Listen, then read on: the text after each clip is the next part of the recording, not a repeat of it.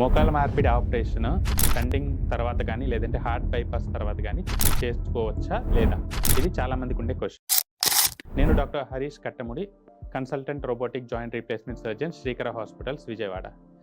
చాలామంది పెద్ద వయసు వాళ్ళు హార్ట్కి సంబంధించి ఏమన్నా ట్రీట్మెంట్ తీసుకున్న తర్వాత మనం నీ రీప్లేస్మెంట్ సర్జరీ చేసుకోవచ్చా లేదా అనేది చాలామందికి డౌట్ ఉంటుందండి. ఏదర్ మీరు బైపాస్ చేయించుకున్నా, స్టంటింగ్ చేయించుకున్నా ఒక 6 months తర్వాత అగైన్ వీ విల్ రీఎవాల్యుయేట్. అంటే కార్డియాక్ పరంగా మొత్తం ఈసీజీ ఎకో కానీ యాంజియో కానీ చేయించుకున్న తర్వాత అంతా బాగానే ఉంది, వేసిన స్టంట్ ఏం బ్లాక్ అవ్వలేదు, తర్వాత అన్ని వెజల్స్ కూడా బాగానే ఉన్నాయి, బ్లడ్ వెజల్స్కి ఫ్లో బాగానే ఉంది అంటే కనుక మనం డెఫినెట్గా నీ రీప్లేస్మెంట్ సర్జరీ అనేది చేసుకోవచ్చు. ఎందుకు అంటే ఈ మోకాళ్ళ నొప్పుల వల్ల చాలామంది సెడేట్ లైఫ్ స్టైల్లోకి వెళ్ళిపోతారు.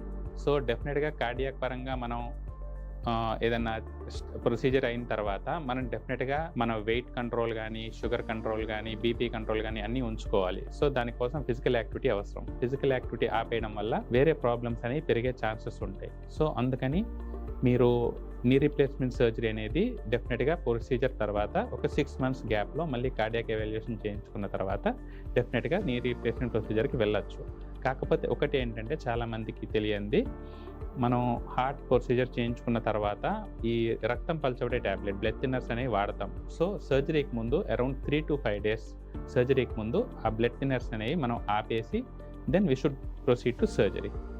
Thank you.